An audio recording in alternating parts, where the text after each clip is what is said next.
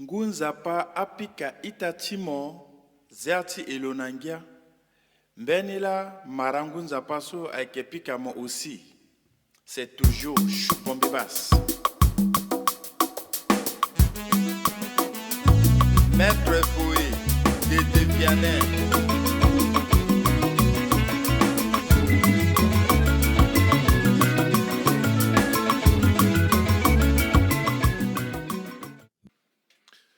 Devrait-on laisser Centrafrique s'enliser dans les tréfonds obscurs de l'histoire moderne?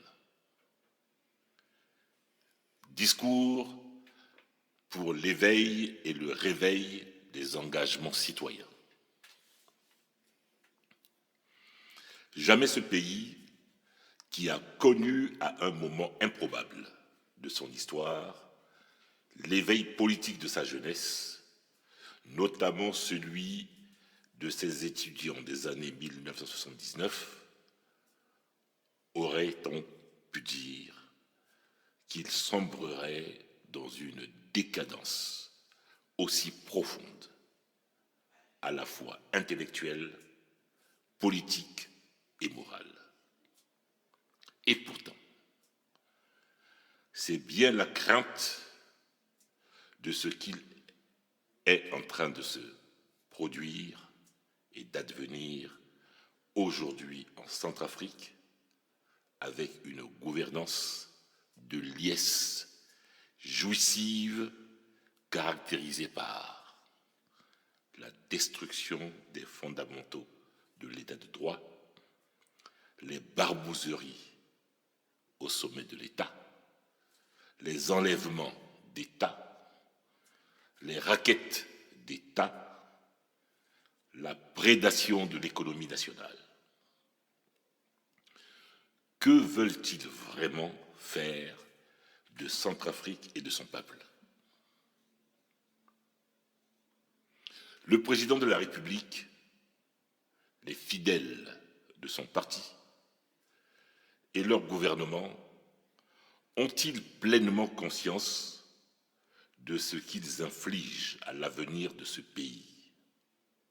Mesurent-ils l'ampleur de la dégradation continue des conditions de vie des populations au seul bénéfice d'une oligarchie et d'un clan dont l'unique appétit est celui de la jouissance débridée des revenus tirés de l'exercice du pouvoir d'État? Au-delà de l'usage incantatoire du mot paix, répété à l'envi comme un mantra dans une propagande qui obscurcit la lucidité des populations, doublement victimes d'une part de la prolifération des groupes armés dans le pays et d'autre part de la paralysie politique qu'entretient la gouvernance de notre État. Au-delà de la rigidité d'un concept sans substance, dit de la main tendue, qui, parce que figé, n'a jamais rien tendu, plus personne n'est en mesure de dire et ne sait vers où on conduit ce pays. Il n'y a plus aucun repère en Centrafrique, ni dans les objectifs de la politique gouvernementale, ni dans le droit qui devrait être appliqué, ni dans les valeurs et principes censés guider l'action publique. Les barbouzeries d'État, une dérive autoritaire masquée. Après avoir infligé à la nation la flagrance des parjures présidentielles, révélant le paroxysme de la duplicité de la personne, après avoir instauré un mode de gouvernance fondé sur la prédation de la souveraineté économique du pays, après avoir transformé l'État en zone d'influence entre les mains de prédateurs armés, le président de la République, une fois de plus, le 19 avril 2025, à N'Djamena, décide d'imposer en amont des prochaines élections présidentielles un processus de victoire arrangé. Il l'a fait, précédé par l'infiltration de rebelles étrangers au sein des grands corps de l'État, l'armée, la police, la gendarmerie. Le tout maquillé sous forme d'accords dits de paix, tout en excluant délibérément de toute discussion politique sérieuse les partis d'opposition qualifiés par lui de radicaux et d'ennemis de la paix. Un mécanisme insidieux se met ainsi en place dans le seul but de rendre le président de la République seul éligible dans les territoires contrôlés par certains groupes armés en échange de leur absolution et intégration dans les structures de gouvernance de l'État. Des raquettes d'État, tribut imposé pour l'entretien du pouvoir. Nous découvrons les 30 mars 2025 au stade Omnisport et le 22 juillet 2025 à Fatima, à Bangui. Le président de la République a accepté des remises de fonds qui lui sont faites par des personnes anonymes sous le couvert d'associations, de clubs et de groupes de soutien et même de groupes avec des dénominations les plus fantaisistes tels que les ressortissants de la Lobaye. Le régime de M. Touadéra aura tout inventé. Il a même instauré des mécanismes de financement inédits et insidieux, jamais pratiqués dans un État épris de rationalité. Instauration des droits d'entrée pour accéder ou se maintenir dans les hautes fonctions de l'État. C'est ce que l'on observe par le biais des prélèvements obligatoires qui sont levés pour l'organisation du congrès du MCU auprès de diverses personnes qui ont procédé à des contributions. Contributions obligatoires des ministres du MCU et affiliés, ostentatoirement rendues publiques. Contributions obligatoires des députés du MCU et affiliés, ostentatoirement rendues publiques. Contributions obligatoires des hauts cadres de l'administration publique, ostentatoirement rendues publiques. Contributions obligatoires des dirigeants des entreprises publiques, ostentatoirement rendues publiques. Rançonnement institutionnalisé des grandes entreprises privées. Le rançonnement des entreprises privées prend la forme d'un don, véritable tributum capitis, autrement dit, une capitation déguisée exigée des donateurs pour servir les intérêts de l'autoproclamé. Duce. Pourtant, un État qui se prétend démocratique et républicain ne connaît pas ces genres de financement. Les dons doivent être et doivent rester libres, jamais imposés, ni ordonnés. Un don imposé cesse d'être un acte volontaire. Il devient un prélèvement autoritaire et donc illégal dans une république digne de ce nom. L'éthique du don a été ignorée. L'éthique du don a été violée. Dans une démocratie, dans toute démocratie, un don a un caractère précis.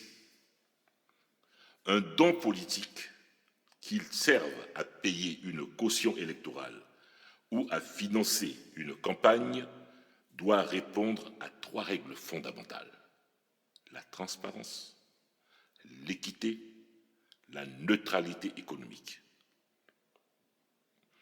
Ces 3 principes visent à garantir la loyauté du jeu démocratique, l'équité entre les candidats et la moralité dans le financement politique, ce qui est méconnu par le parti au pouvoir. Nous sommes dans une gouvernance fondée sur l'illégalité organisée. Dans le climat délétère de la vie publique centrafricaine, les institutions perdent leur substance. Les textes juridiques deviennent des instruments de manipulation.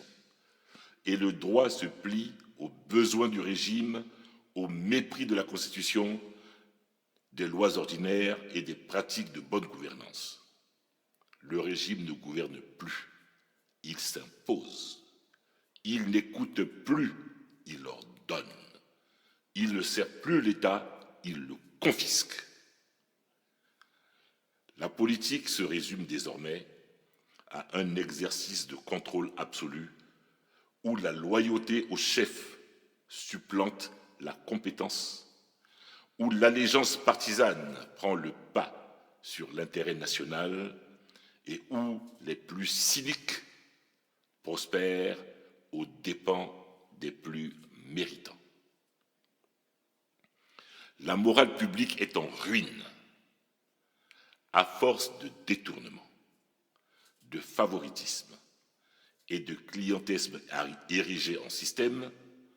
Le Centrafrique subit l'effondrement de sa morale publique. Les jeunes n'ont plus de modèle. Les anciens sont réduits au silence ou sont instrumentalisés. Les élites intellectuelles non clientélistes sont marginalisées, remplacées par des affidés dont le seul mérite est la soumission et la compromission. Quel message ce régime envoie-t-il à la jeunesse?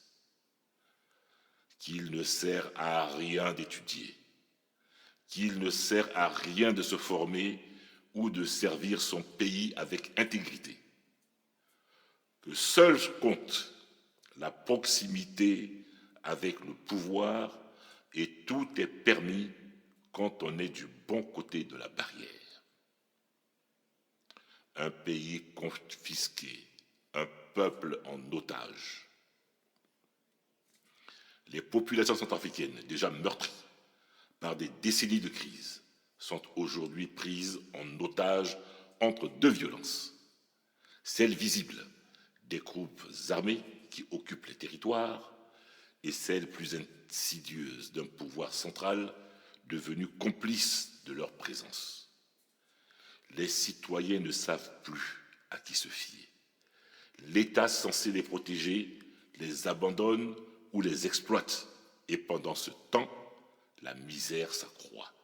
Les hôpitaux sont vides, les écoles ferment, les lycées sont incendiés. L'administration s'effondre pendant que l'élite gouvernante s'enrichit et prépare déjà la prochaine mascarade électorale. L'heure de la rupture citoyenne oblige. Il arrive un moment dans l'histoire des peuples où le silence devient trahison. La résignation devient complicité. Nous appelons. Le peuple centrafricain ne peut plus continuer à vivre sous le joug d'une gouvernance prédatrice, sans voix, sans repère, sans avenir. C'est pourquoi nous appelons Urbi et Orbi à un éveil et à un réveil pour un sursaut national, moral et politique. nous appelons à un sursaut des consciences, d'abord pour que chacun prenne la pleine mesure de ce qui se joue. Nous requérons un sursaut des institutions pour que l'État retrouve sa dignité et son autorité républicaine. Un sursaut de la jeunesse, surtout qu'elle refuse l'héritage de la peur et de la soumission, et qu'elle retrouve la parole, le combat, l'espérance. Le pays n'est pas la propriété d'un homme, ni d'une famille, ni d'un groupe, encore moins d'un clan.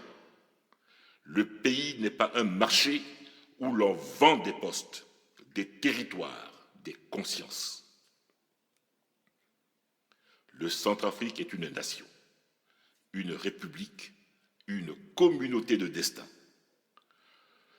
Nous ne voulons pas d'un avenir sous tutelle.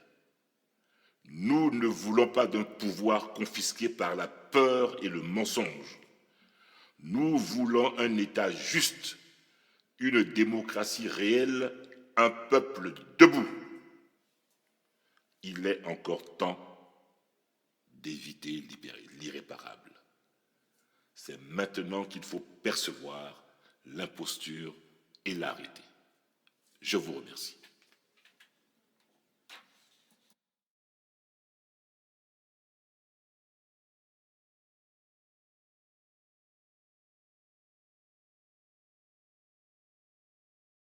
Ngunzapa apika itatimo zerti elonangia mbenila marangunzapa so aikepika mo aussi. C'est toujours Choupombebas.